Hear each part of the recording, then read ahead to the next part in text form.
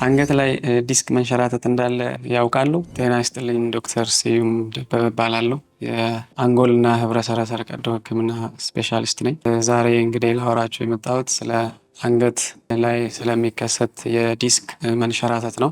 አንገት ላይ 7 የሚሆኑ የአከርካሪ አጥንቶች አሉ። በመሀላቸው ዲስክ አለ። ስለዚህ ዲስክ መንሸራተት ስለሚያመጣቸው ምልክቶች እንዴት መከላከል እንዳለብን እና ስለ ህክምናው የተወሰኑ ነገሮች እናወራለን። እንግዲህ የአንገት ዲስክ መንሸራተት ተጋላጭ የሆኑ ሰዎች፣ እድሜያቸው ከፍ ያለ ሰዎች ላይ ሊያጋጥም ይችላል። እንዲሁም በአደጋ ምክንያት ሊያጋጥም ይችላል። እንዲሁም ደግሞ ቅጽበታዊ ወይም ድንገተኛ የሆነ የአንገት እንቅስቃሴም፣ ሌላኛው ደግሞ ከመጠን ያለፈ ክብደት በአንገት ላይ ማሳረፍ፣ ይሄም አንዱ አንገት ላይ ሊከሰት የሚችል የዲስክ መንሸራተት ሊያመጣ የሚችል ነገር ነው። አንገት ላይ ዲስክ ሲንሸራተት ነርቭን ስለሚጫነው ምልክቶቹ ከዛ ጋር ይገናኛሉ። አንደኛው ከፍተኛ የሆነ የአንገት ህመም ያመጣል። ትከሻ አካባቢ ህመም ሊሰማ ይችላል። ከዚህም አልፎ ወደ እጅ የሚሄድ ማቃጠል፣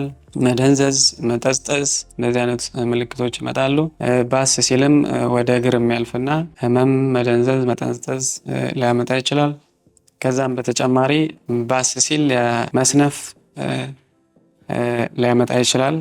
ሽንት መቆጣጠር ሊያቅት ይችላል።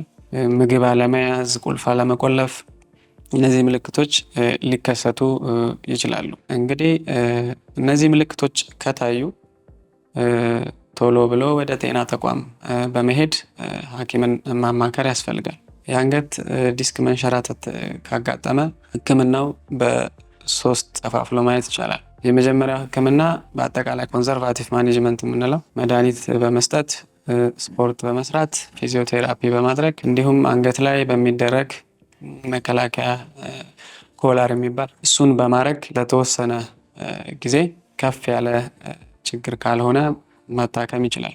ከዛም ባስ ካለ በሁለተኛ ደረጃ የተንሸራተተበት ቦታ ላይ መንስኤዎቹ የተለያዩ ስለሚሆኑ እዛው ላይ መርፌ በመስጠትም ለተወሰነ ጊዜ ማከም ይቻላል። ነገር ግን ህመሙ ከፍ ካለ፣ በእነዚህ ነገሮች ማይሻል ከሆነ የመጨረሻው ህክምና የሚሆነው በ3ኛ ደረጃ ቀዶ ጥገና ይሆናል ማለት ነው። ቀዶ ህክምና የሚያስፈልጋቸው ታካሚዎች ፓራላይዝድ የሆኑ፣ እጅና እግራቸው የሰነፈ፣ ህመማቸው ከፍተኛ የሆነ፣ እነዚህ ሬድ ፍላግ እንላቸዋለን። ቶሎ ብለው ቀዶ ህክምና ያስፈልጋቸዋል ማለት ነው። አመሰግናለሁ።